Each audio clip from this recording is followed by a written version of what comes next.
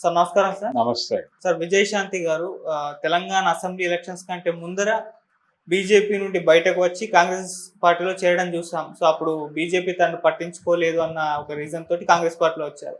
కానీ ఇప్పుడు చూస్తే కాంగ్రెస్ పార్టీలో కూడా ఆమె పరిస్థితి అలానే కనిపిస్తుంది. అసలు ఎక్కడ ప్రచారాల్లో కనపడడం కానీ ఎక్కడ కూడా బయట అసలు కనిపించట్లేదు. మరి తనకేమన్నా సీట్ ఆశించిందా, ఆశించి వీళ్ళు ఇవ్వలేదా, అసలు ఏం జరుగుతుంది? అంటే ఆవిడ రాజకీయాల్లోకి వచ్చిన మొదటి నుంచి కూడా కన్సిస్టెన్సీ అంటే ఒకే అభిప్రాయంతో ఉంది. ఆవిడ తెలంగాణ సాధన అనే అభిప్రాయంతో ఉన్నప్పటికీ తల్లి తెలంగాణ అనేటువంటి పార్టీ పెట్టింది ఆవిడ. పెట్టి అంటే భారతీయ జనతా పార్టీలో మొదలైంది ఆవిడ రాజకీయ ప్రయాణం. భారతీయ జనతా పార్టీలో ఉండగా ఆల నరేంద్రతో కొంచెం స్నేహం ఉండేది ఆవిడకి. ఆ తర్వాత ఆల నరేంద్ర బీజేపీ నుంచి బయటకు వచ్చేసాడు. తను విడిగా ఒక పార్టీ పెట్టి దాన్ని తీసుకెళ్లి టీఆర్ఎస్లో విలీనం చేశాడు. నరేంద్ర, కేసీఆర్ ఇద్దరూ కలిసి టీఆర్ఎస్ నిర్వాహక నాయకులుగా ఉండేవాళ్ళు. అదొక డ్యూయో నడిచేది. ఆ టైంలో ఈవిడ బయటకు వచ్చి తల్లి తెలంగాణ అనేటువంటి పార్టీ పెట్టి తర్వాత ఆవిడ కూడా టీఆర్ఎస్లో చేరారు. తర్వాత మెదక్ నుంచి ఆవిడ కంటెస్ట్ చేసి గెలిచారు. 2009 ఎన్నికల్లో మెదక్ నుంచి గెలిచింది ఆవిడ పార్లమెంట్కి. ఆ తర్వాత ఆ పార్టీలోంచి బయటకు వచ్చేసింది. బయటకు వచ్చేసి మళ్ళీ బీజేపీ, మళ్ళీ కాంగ్రెస్, ఇలా నడిచింది ఆవిడ ప్రయాణం. మధ్యలో మెదక్ శాసనసభకి కంటెస్ట్ చేసింది ఆవిడ. వర్కౌట్ అవలా, ఓడిపోయింది. ఓటమి పాలైన తర్వాత నిజానికి ఎన్నికల ప్రచార బాధ్యతలు ఆవిడ నిర్వహిస్తారు అనుకున్నారు 2014లో. అవలేదు. ఫైనల్గా ఆవిడ అక్కడి నుంచి కాంగ్రెస్లోకి వచ్చినప్పటికీ ఆవిడకి సరైనటువంటి ఆదరణ, తనని సరిగ్గా పార్టీ వినియోగించుకోవడం లేదు అనేది ఆవిడ ఎలిగేషన్. కానీ ఆవిడ్ని ఎలా వినియోగించాలి అనే విషయంలో అంటే ఆవిడ ఒక పవర్ సెంటర్గా మారిపోతుంది అనేటువంటి భయం. ఇప్పటికే చాలా పవర్ సెంటర్లు ఉన్నాయి కాంగ్రెస్లో. కొత్త పవర్ సెంటర్ని ఏర్పాటు చేసుకోవడం అవసరం. ఆవిడ ఖర్గే గారి సమక్షంలో చేరింది పార్టీలో. చేరినప్పటికీ రాష్ట్ర నాయకత్వం కొత్త చేతుల్లోకి వెళ్ళింది, రేవంత్ రెడ్డి చేతుల్లోకి వెళ్ళింది. తన అభిప్రాయం ప్రకారం టికెట్ల పంపిణీ జరిగింది లాస్ట్ ఎలక్షన్స్లో.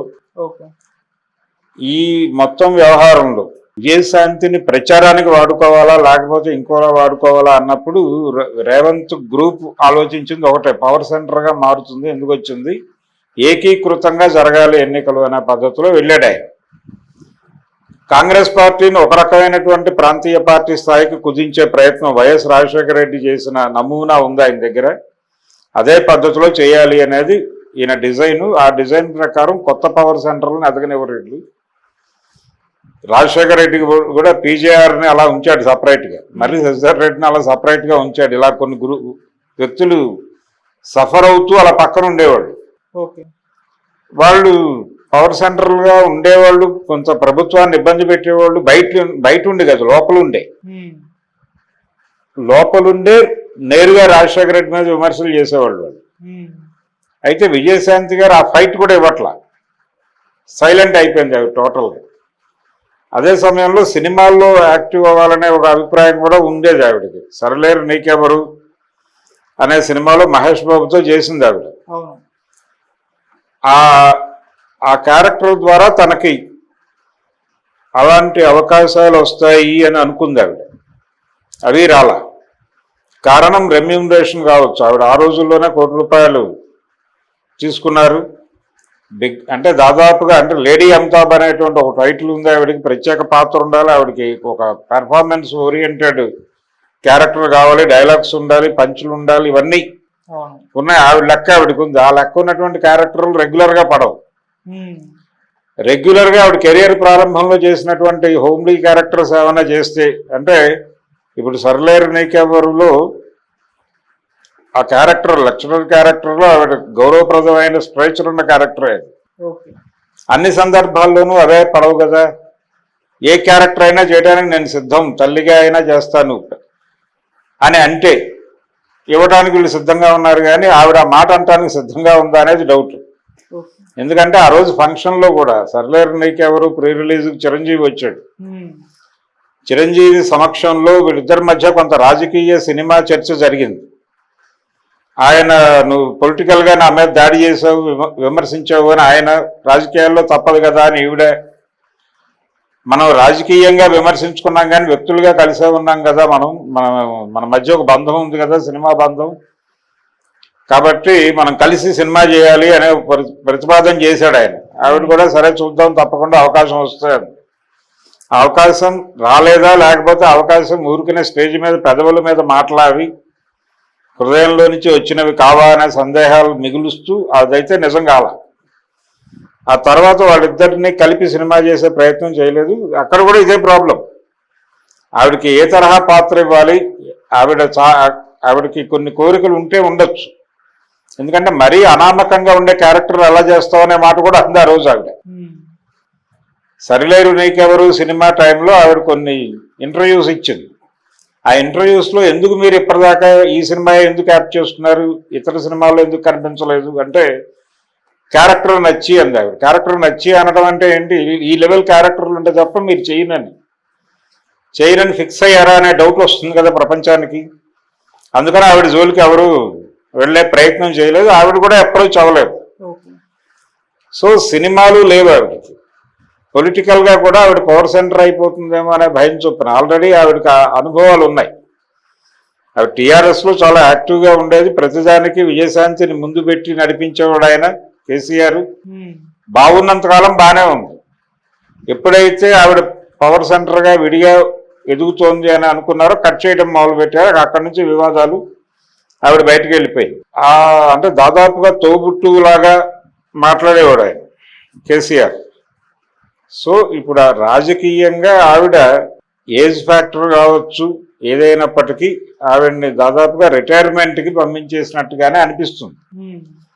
పిల్లలు వృద్ధాశ్రమానికి తల్లిదండ్రులు పంపించినట్టుగా ఆవిడ్ని ఇంటికి పరిమితం చేశారు దాన్ని బద్దలు కొట్టుకుని ఆవిడ కాంగ్రెస్ పార్టీ ఆఫీస్కి వచ్చి కూర్చుని రోజువారీ ఇంటరాక్ట్ అవుతూ ఒక యాక్టివిటీలోకి వచ్చేస్తే ఎవడు కాదనే పరిస్థితి ఉండదు ఆవిడ ఎందుకు యాక్టివ్గా లేరు అనేది ఆవిడ పర్సనల్ వ్యవహారం వెళ్ళి అడిగినప్పుడు మాట్లాడటం కాదు వెళ్ళకుండా కూడా తను ఒక సెంటర్గా నిలబడాలి యాక్టివిటీలో ఉంటే అది చేయట్లేదు ఆవిడ అంటే ఇన్యాక్టివ్ అవ్వాలని ఆవిడ పర్సనల్గా అనుకున్నారా అనుకోవడం చేత పక్కన పెట్టారా ఒకటైతే వాస్తవం ఆయన రేవంత్ రెడ్డి అయితే పూర్తిగా తన సెంట్రిక్గా పార్టీ నిర్మాణం ఉండాలని చూసుకుంటున్నాడు ఆ డిజైనింగ్లో ఉన్నాడు అతను వీళ్ళందరినీ పిలిచి బొట్లు పెట్టి ఎంకరేజ్ చేసే పరిస్థితి డెఫినెట్గా ఉండదు వీళ్ళు యాక్టివ్ అయితే కాదనే పరిస్థితి కూడా ఉండదు డి హనుమంతరావుని వీళ్ళందరినీ భరిస్తూనే ఉన్నారు కదా అలాగే ఆవిడని భరించేవాడు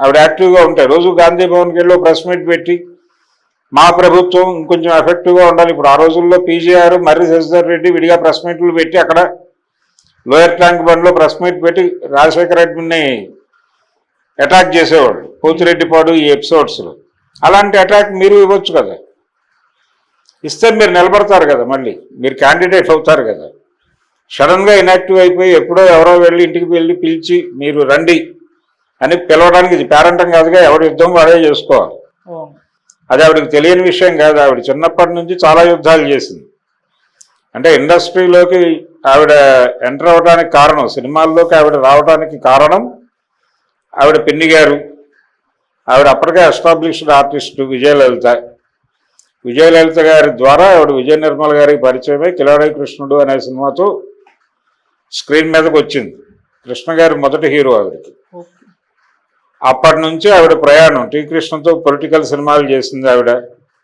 అయితే చిన్నతనంలోనే పేరెంట్స్ని కోల్పోయింది ఆవిడ ఆ తాలూకా ఇది తెలుసు పెయిన్ తెలుసు ఆవిడకి లైఫ్లో కొన్ని పెయిన్స్ ఉన్నాయి ఆవిడకి ఆ కష్టాలు తెలిసిన మనిషి తెలంగాణ రూట్స్ ఉన్నటువంటి అమ్మాయి కాబట్టి తను యాక్టివ్ అవ్వాలి అనేది ఇన్యాక్టివ్గా ఎందుకు ఉంది అంటే తను యాక్టివ్ అవ్వాలని అనుకోవడం లేదు కాబట్టి ఇన్యాక్టివ్గా ఉందని అనుకోవాలి ఆవిడున్న పార్టీ యాక్టివ్గా ఎవరన్నా ఉంటే యాక్సెప్ట్ చేసే పార్టీ దాని షేపులు మార్చే ప్రయత్నం వీళ్ళు చేస్తున్నారు కానీ ఆ ఛాన్స్ కూడా ఉంది దానిలో దానికి తగ్గ ఆవిడకి ఉదాహరణలు కూడా ఉన్నాయి చరిత్రలో వాటిని ఆధారం చేసుకుని ఆవిడ డ్యూటీ ఎక్కితే కాదనేవాడు ఎవడు లేడు సో ఆవిడ పర్సనల్గా ఇనాక్టివ్ అవ్వాలని అనుకున్నారేమో అని మాత్రం నేను అనుకుంటున్నాను. Okay sir, thank you so much. Thank you.